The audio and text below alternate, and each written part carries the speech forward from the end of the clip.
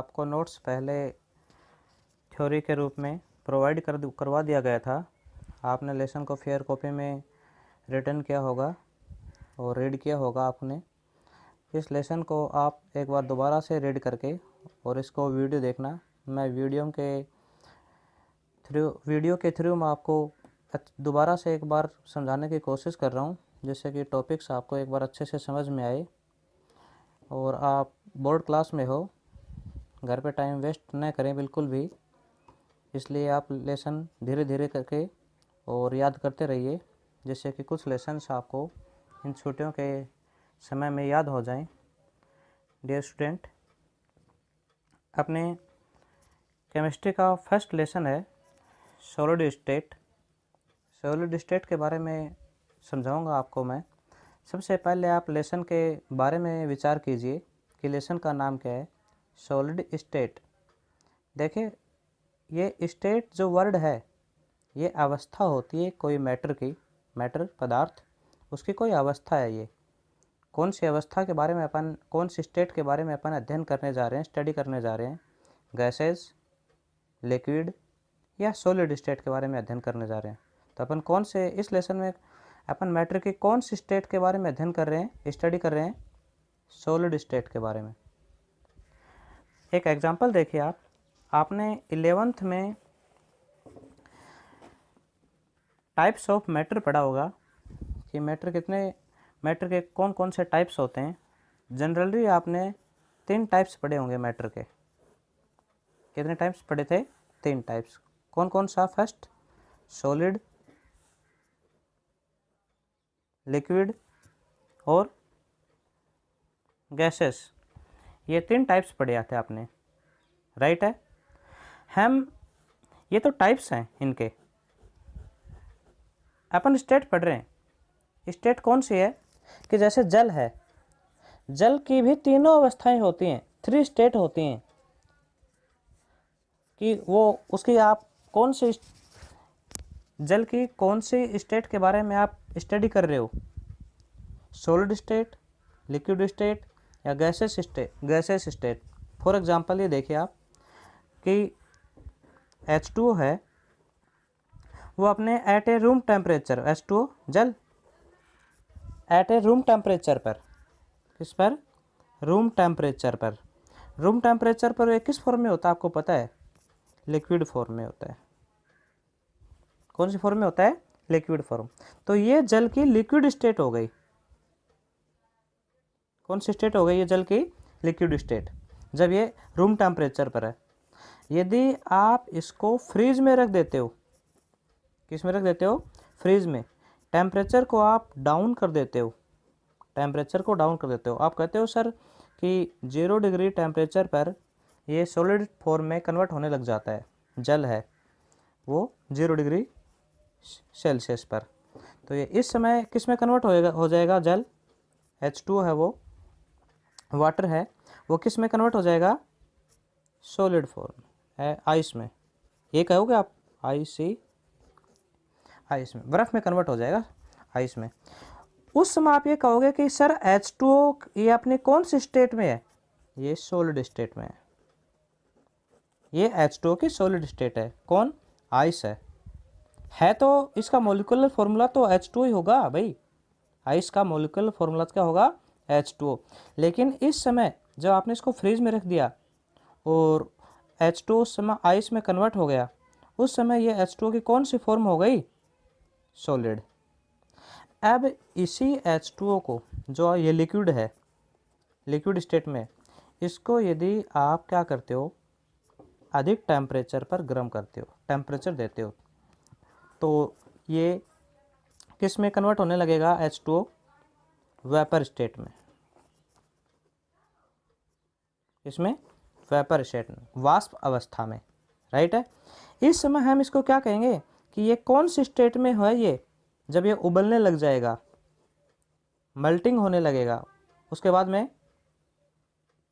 Boiling होने लगेगा।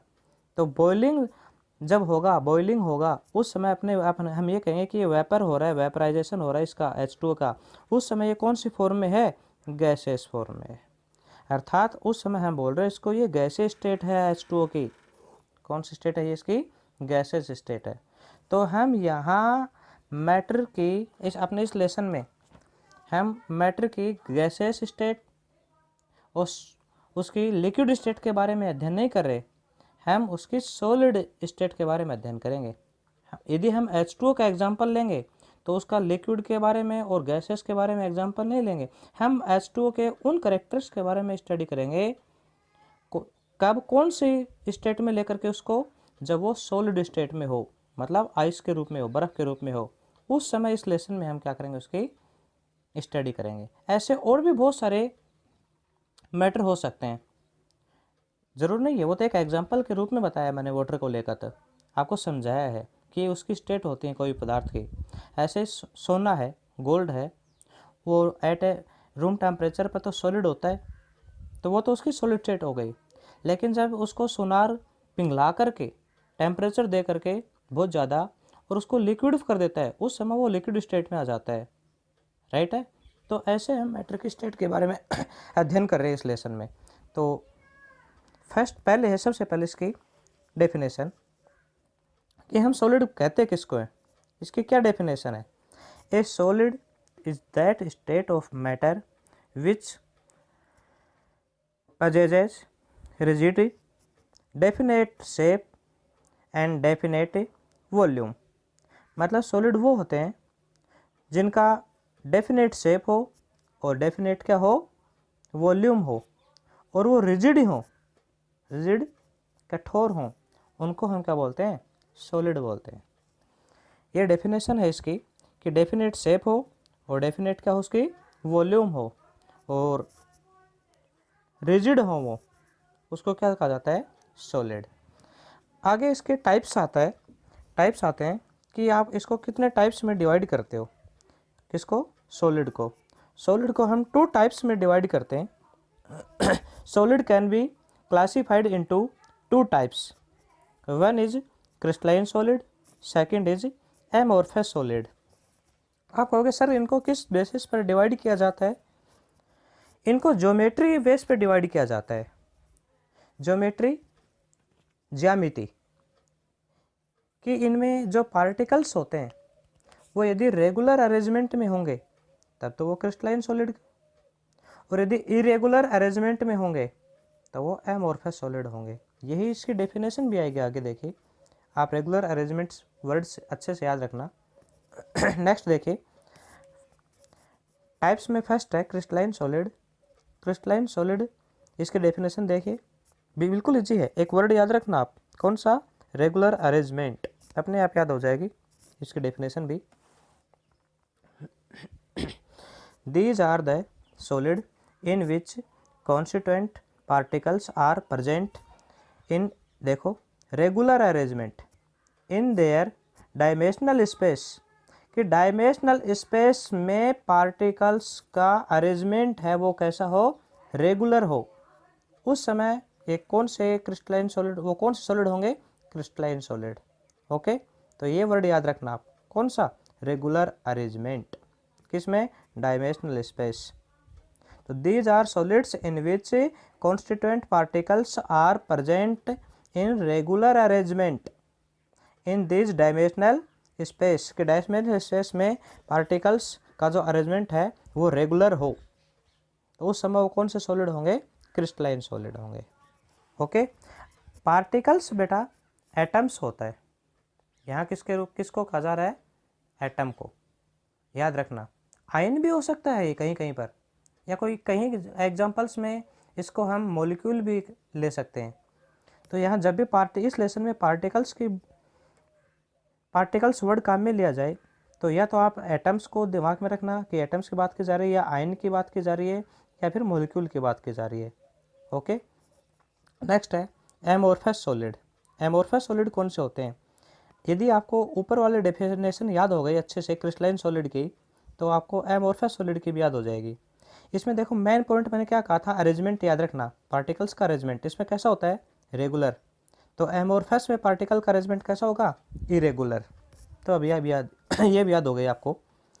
These are the solid in which constituent particles are present in irregular arrangement in this dimensional in their dimensional space.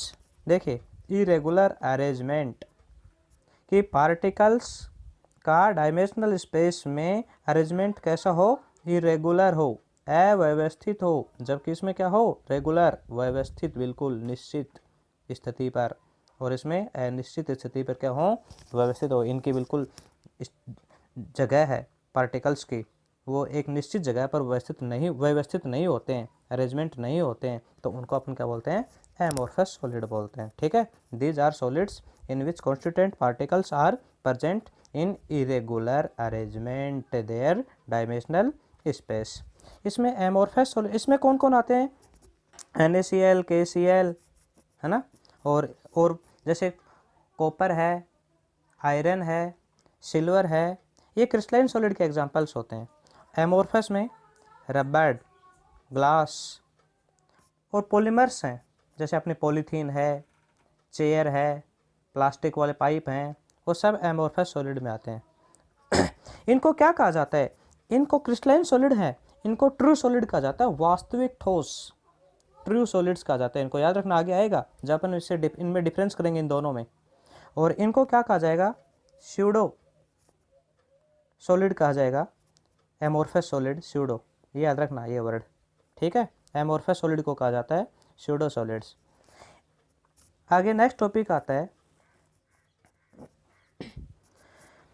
Topic के रूप में आता है, सीधा लिखा गया है इनको डिफरेंस के रूप में। वैसे टॉपिक लिखा जाता है difference in between crystalline solid and amorphous solid. अपन इनमें डिफरेंस देख रहे हैं। ओके, एग्जाम्पल याद रखना, ऊपर वही एग्जाम्पल बताए थे, ये एग्जाम्पल यदि आपके दिमाग में याद रहेंगे तो इनमें आप डिफरेंस कर सकोगे इजीली। डेफिनेशन याद करते चलना अच्छे से, तो इनमें डिफरेंस भी इजीली याद हो जाएगा आपको। फर्स्ट है, देखो इसके डेफिनेशन के बेसिस पर है। First point, they have regular arrangement of constituent particle, right है। इनमें पार्टिकल्स का जो अरेंजमेंट होता है वो कैसा होता है, रेगुलर। तो एमोर्फस में क्या आएगा, irregular arrangement. Okay, second point देखिए, they have long range order, ये कौन से रेंज में उपस्थित होते हैं, लॉन्ग रेंज में, जबकि ये कहेंगे शॉर्ट रेंज में।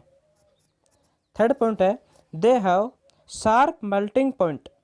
शार्प मेल्टिंग पॉइंट मतलब इनका जो मेल्टिंग पॉइंट आएगा वो बिल्कुल शार्प आएगा, शार्प अनिश्चित आएगा, सॉरी निश्चित आएगा, डेफिनेट आएगा, जबकि इनमें इनका जो मेल्टिंग पॉइंट होगा वो दे हैव, इसमें ये तो शार्प में आएगा, ये रेंज में आएगा। They have range of melting point, जैसे रबर का इनका आता है, मतलब इनका बेटा डेफिनेट आएगा, जबकि इनका डेफिनेट नहीं होगा। आगे इनको मेल्टिंग पॉइंट को इनको आगे टॉपिक के रूप में पढ़ाऊंगा मैं आपको अच्छे से, तो उस समय अच्छे से समझ में आ जाएगा। केवल आपको इस समय पॉइंट के रूप में याद रखिए कि इनका मेल्टिंग पॉइंट वो शार्प में होगा, जबकि इनका एक रेंज के रूप में होगा। नेक्स्ट देखिए, they have high heat of fusion. इनको जब फ्यूज किया जाता है, मतलब गलाया जाता है, गलित अवस्था में किया जाता है, तो इनको अधिक टेम्परेचर की आवश्यकता होती है, हाई हीट, अधिक टेम्परेचर की आवश्यकता होती है। जबकि इनको गलाया जाता है तो इनको लो टेम्परेचर की, इनके लिए लो टेम्परेचर की रिक्वायरमेंट होती है। ठीक है, तो they have high heat of fusion, और ये they have low heat of fusion. इनका फ्यूजन होता है वो हाई होता है, जबकि इनका फ्यूजन होता है टेम्परेचर जो होता है गलाने के लिए इनका कम होता है, लो होता है। नेक्स्ट पॉइंट देखिए आप, फिफ्थ, दे आर एनेंशियोटॉपिक। ये आगे टॉपिक्स बड़े एक मेन टॉपिक के रूप में आएंगे, इनके ऊपर क्वेश्चन भी बनते हैं, इसलिए अच्छे से समझाया जाएगा वहाँ पर। एनेंशियोटॉपिक बोलते हैं अपन विषमदैशिकता, ये इनके करेक्टर्स होते हैं, गुण होते हैं। अच्छे आगे समझेंगे इनको, फिलहाल पॉइंट के रूप में याद रखें इनको। दे आर एनेंशियोटॉपिक, ये एनेंशियोटॉपिक होते हैं, जबकि दे आर आइसोटॉपिक, ये आइसोटॉपिक्स होते हैं। ठीक है, समदैशिक होते हैं। आगे आएंगे ये टॉपिक के रूप में, बड़े टॉपिक के रूप में आएंगे, इन पे क्वेश्चन भी बनते हैं आगे, इसलिए इसको अच्छे से समझाऊंगा मैं आपको आगे। तो ये याद रखना बस, ये एनेंशियोटॉपिक जबकि ये आइसोटॉपिक।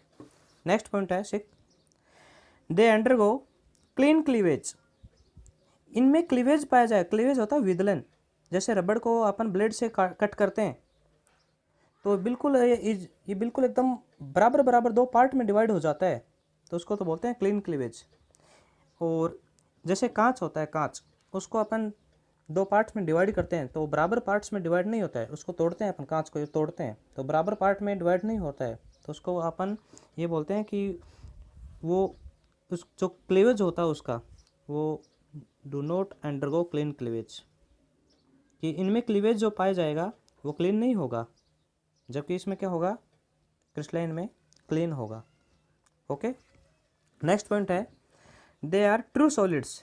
देखो मैंने पहले बताया था ऊपर पॉइंट में कि ये ट्रू सॉलिड्स कहलाते हैं। कौन से? Crystalline solid. ट्रू सॉलिड्स होता है वास्तविक ठोस, कि वास्तविक ठोस होते हैं, तो दे आर ट्रू सॉलिड।